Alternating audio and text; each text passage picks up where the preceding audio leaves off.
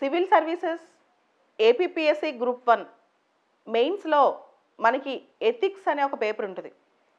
దాంతోపాటు కొన్ని competitive exams, ఉదాహరణకి ఎస్ఐ ఎగ్జామ్ అంటే పోలీసుల ఎస్ఐ ఎగ్జామ్, ఇలాంటి వాటిలో కూడా ఎథిక్స్ క్వశ్చన్స్ అడుగుతున్నారు. ఎథిక్స్, ఇంటిగ్రిటీ, యాప్టిట్యూడ్ గురించి క్వశ్చన్స్ అడుగుతున్నారు. దీనికి సంబంధించి నిన్న లైవ్ మింట్లో ఒక ఆర్టికల్ వచ్చింది. యాక్చువల్గా స్టూడెంట్స్ చాలామంది ఎథిక్స్ ఎక్కడి నుంచి చదువుకోవాలి, ఏ పుస్తకం బాగుంటుంది అని అడుగుతుంటారనమాట.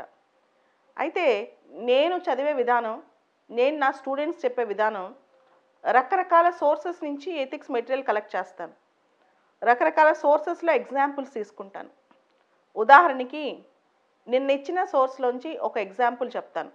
నిన్న నేను లైవ్ మింట్ పేపర్లో ఒపీనియన్లో ఒక ఆర్టికల్ వచ్చింది. ఆర్టికల్ గురించి చెప్తాను. దానిలో ఎథిక్స్ ఆన్సర్స్ ఎంత అద్భుతంగా రాయొచ్చో, ఎథిక్స్ ఆన్సర్స్ ఏ విధంగా తీసుకురావచ్చో చెప్తాను. లైవ్ మింట్లో వచ్చిన ఆర్టికల్, నేను వచ్చిన ఆర్టికల్ ఈ వీడియో అయిపోయిన తర్వాత ఆ లింక్ కూడా మీకు కింద పెడతానమాట. చూడండి, నేను ఒకసారి ఎక్స్ప్లెయిన్ చేశాక ఆ లైవ్ మింట్ ఆర్టికల్ చదవండి. మీకు ఎథిక్స్లో అది ఎంత బాగా ఉపయోగపడుద్దో, ముఖ్యంగా ఎథిక్స్లో కానీ, ఇంటర్వ్యూలో కానీ, ఎస్ఐ రైటింగ్లో కానీ ఆ ఆన్సర్ ఎలా ఉపయోగపడుద్దో ఒకసారి గమనించండి. ఆ లింక్ కూడా పెడతాను. సో ఇప్పుడు ఆర్టికల్ ఎక్స్ప్లెయిన్ చేస్తాను చూడండి. మనకి ఎథికల్ డైలమాస్ అనే ఒక పదం ఉంది. ఎథికల్ డైలమాస్ లేదా మారల్ డైలమాస్ అంటే రెండు సందిగ్ధమైన విషయాలు, టూ కాన్ఫ్లిక్టింగ్ వాల్యూస్ వచ్చినప్పుడు మనం ఎలాంటి డైలమాస్ ఫేస్ చేస్తాం. టూ కాన్ఫ్లిక్టింగ్ వాల్యూస్ ఎదురైనప్పుడు మనం ఎలాంటి డైలమాస్ ఫేస్ చేస్తాం, దాన్నే ఎథికల్ డైలమాస్, మారల్ డైలమాస్ అంటారు. సో ఇక్కడ మహాభారతంలో కర్ణుడు ఉన్నాడు. మనందరికీ తెలుసు కర్ణుడు గొప్ప వ్యక్తి, గొప్ప మనసు కలవాడు, గొప్ప దాత అని. మహాభారతంలో కర్ణుడు ఉన్నాడు. మనందరికీ తెలుసు ఆయన చాలా గొప్ప వ్యక్తి అని చెప్పి, ఆయన గొప్ప దాత, గొప్ప మంచి మిత్రుడు అని. అయితే కర్ణుడు ముందు రెండు కాన్ఫ్లిక్టింగ్ వాల్యూస్ వచ్చాయి. ఒకటి ఫ్రెండ్షిప్ వాల్యూ. ఆయనకి దుర్యోధనుడు మంచి సపోర్ట్ ఇచ్చాడు కాబట్టి దుర్యోధనుడికి లాయల్గా జీవితాంతం ఉండాలనుకున్నాడు కర్ణుడు. అయితే దుర్యోధనుడిలో కొంత అధర్మం ఉంది. అంటే మన ఫ్రెండ్ తప్పు చేసినా పర్లేదా, మన ఫ్రెండ్ తప్పు చేసినా క్షమించవచ్చా, మన ఫ్రెండ్ తప్పు చేసినా మన ఫ్రెండ్ చేసిన దాన్ని సమర్థించాలా? ఇది ఒక కాన్ఫ్లిక్టింగ్ వాల్యూ. 2013లో మన ఎథిక్స్లో కేస్ స్టడీ వచ్చింది. నీకు ఒక ఫ్రెండ్ ఉన్నాడు, చిన్నప్పటి నుంచి నిన్ను ఆదుకున్నాడు. నీకు ఒక ఫ్రెండ్ ఉన్నాడు, చిన్నప్పటి నుంచి నిన్ను ఆదుకున్నాడు. అయితే ఆ ఫ్రెండ్, నువ్వు కలిసి ఒక ఎగ్జామ్ రాస్తున్నారు. ఆ ఎగ్జామ్లో ఆ ఫ్రెండ్ కాపీ కొడుతున్నాడు. అప్పుడు నువ్వేం చేస్తావు? ఆ ఎగ్జామ్లో ఆ ఫ్రెండ్ కాపీ కొడుతున్నాడు, నువ్వేం చేస్తావు? ఫ్రెండ్ని సమర్థించాలా, ఫ్రెండ్ తప్పు చేస్తే ఫ్రెండ్ని ఖండించాలా, ఫ్రెండ్ని శిక్షించాలా? ఇదన్నమాట. సో ఇది టూ కాన్ఫ్లిక్టింగ్ వాల్యూ. ఒకటి ఫ్రెండ్షిప్ వాల్యూ, ఫ్రెండ్కి ఎప్పుడు లాయల్గా ఉండాలి, కానీ ఫ్రెండ్ తప్పు చేస్తే ఎలా? సో ఎథిక్స్ ఆన్సర్ ప్రకారం ఫ్రెండ్ అయినా తమ్ముడైనా తప్పు తప్పే, ఎవరినైనా ఖండించాల్సిందే. కానీ కర్ణుడు ఇక్కడ ఫ్రెండ్షిప్ వాల్యూకి ఎక్కువ విలువ ఇచ్చాడనమాట. సో ఇట్లా కాన్ఫ్లిక్టింగ్ వాల్యూస్ అనేవి మనకు చాలా ఉన్నాయి. అయితే ఇంకొక మాట కూడా ఈ ఆర్టికల్లో ఉంది. దశరథుడు అంటే రాముడి తండ్రి రామాయణంలో కైకేయి మాట విని ఆవిడకి ఇచ్చిన మాట నిలబెట్టుకోవడానికి రాముడిని అడవికి వెళ్ళిపోమని చెప్పాడు. ఇక్కడ దశరథుడు భార్యకి చేసిన ప్రామిస్ ముఖ్యమా, ప్రజలకి ధర్మమైన మంచి ప్రభువుని పోగొట్టేశాడు, మంచి రాజును పంపించేశాడు బయటికి. సో ప్రజలకు అన్యాయం చేయలేదా? ఇక్కడ రెండు కాన్ఫ్లిక్టింగ్ వాల్యూస్ లేవా అని.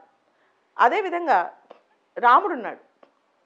రాముడు తండ్రి మాటను నిలబెట్టుకోవడానికి తండ్రికి ఇచ్చిన మాట కోసం అడవికి వెళ్ళిపోయాడు.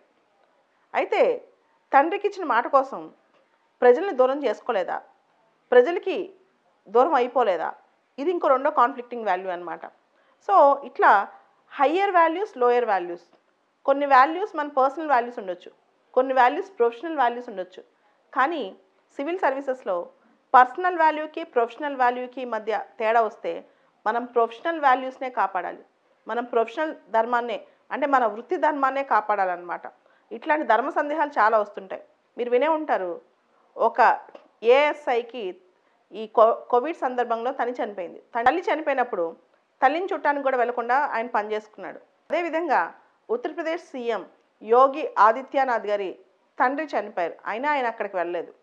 సో ఇవన్నీ ఒకసారి గమనించండి. అదేవిధంగా ఇంకొక మాట కూడా ఉందన్నమాట. భీష్ముడు, మహాభారతంలో భీష్ముడు కథే చూద్దాం. ఈ భీష్ముడు కథలో ఒక మాట ఉంటుందన్నమాట. ఆయన ఆజన్మ బ్రహ్మచారి, జీవితాంతం బ్రహ్మచర్యం పాటిస్తారు. తండ్రికి ఒక ఒట్టేస్తారన్నమాట. కానీ బ్రహ్మచర్యం వల్ల భీష్ముడు పెళ్లి చేసుకోకపోవడం వల్ల భీష్ముడు రాజు కాలేకపోతాడు. ఆయన ఆజన్మాంతం రాజు కాకుండా మిగిలిపోతాడు. దీంతోనే తర్వాత కౌరవులకి పాండవులకి గొడవలు ఇవన్నీ. అదే భీష్ముడు రాజు అయి ఉంటే ప్రజలకు ఎంత మంచి జరిగి ఉండేది. భీష్ముడు ఇక్కడ తప్పు చేయలేదా? ఇది కూడా కాన్ఫ్లిక్టింగ్ వాల్యూ కాదా అని. అదేవిధంగా ఈ ఆర్టికల్లో, నేను వచ్చిన ఆర్టికల్లో భగవద్గీతలో కృష్ణుడు యుద్ధాన్ని ప్రోత్సహించలేదా? ధర్మం కోసమైనా హింసను నమ్మొచ్చా? ధర్మాన్ని నిలబెట్టడానికైనా హింసని ప్రబోధించవచ్చా? ఇది కూడా కాన్ఫ్లిక్ట్ వాల్యూ. ఓ పక్క ధర్మాన్ని నిలబెట్టుకోవడం, రెండు పక్క హింస. మనం మన ఇండియన్ ఫ్రీడమ్ స్ట్రగుల్లో చూస్తే గాంధీ గారు ధర్మాన్ని నిలబెట్టడానికైనా అహింసా మార్గాన్నే ప్రబోధించారు. ఇది ఒక కాన్ఫ్లిక్టింగ్ వాల్యూ.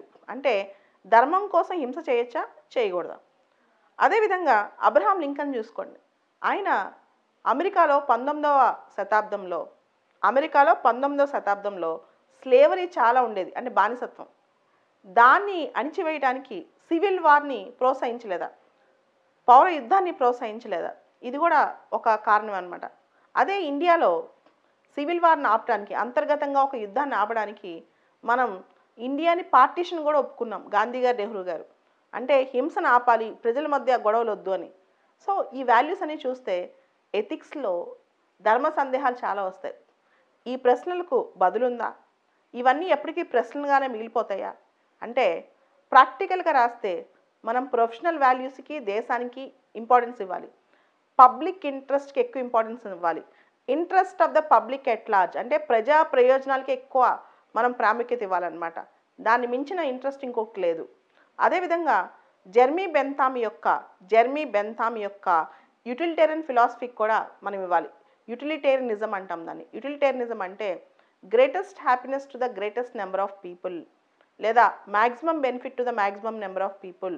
ఎక్కువ మందికి ఎక్కువ న్యాయం, ఎక్కువ మందికి ఎక్కువ సంతోషం కలగటం అనమాట. సో అలా జరిగేటప్పుడు, అంటే ఎక్కువ మందిని సంతోష పెట్టేటప్పుడు కొంతమందికి ఇబ్బంది జరిగినా పర్లేదు, ఎక్కువ మందిని సంతోష పెట్టేటప్పుడు కొంతమందికి ఇబ్బంది జరిగినా పర్లేదు అనమాట. అంటే ఇక్కడ ఒక మాట గుర్తుపెట్టుకోవాలి. ట్యాక్స్లు వేస్తాం మనం, ఉన్నవాడికి ట్యాక్స్ వేసి లేనివాడికి పెడతాం, తప్పులేదు. ఉన్నవాడిని ఇబ్బంది పెట్టైనా, కొంత డబ్బులు ఎక్కువ తీసుకునైనా లేనివాడికి పెట్టచ్చు. అండ్ ఇక్కడ ఇంకొక అంశం ఏంటంటే, ప్రజెంట్లో నిన్న ఆర్టికల్లో కూడా వచ్చిన అంశం, 2 కాన్ఫ్లిక్టింగ్ వాల్యూస్ ఇక్కడ జరుగుతున్నాయి. ఇక్కడ COVID-19 సందర్భంగా మనం కంప్లీట్ లాక్డౌన్ చేసాం ప్రజల జీవితాలు కాపాడటానికి. కానీ ప్రజల యొక్క జీవనోపాధిని తీసేసాం. జీవితాలు ముఖ్యమా, జీవనోపాధి ముఖ్యమా? ఇలాంటి ప్రశ్న వచ్చినప్పుడు మీరు సడన్గా జీవితాలు ముఖ్యం అని రాయకూడదు. జీవితాలని కాపాడుతూనే జీవనోపాధిని తగ్గించకూడదు అని రాయాలి. జీవితాలని కాపాడుతూనే జీవనోపాధిని తగ్గించకూడదు అని రాయాలి. ఇలా చాలా ప్రశ్నలకు బదులు ఇవ్వటం చాలా కష్టం. అందుకే ఎథిక్స్లో అంటారు, ఈ ప్రశ్నకి బదులేది అని.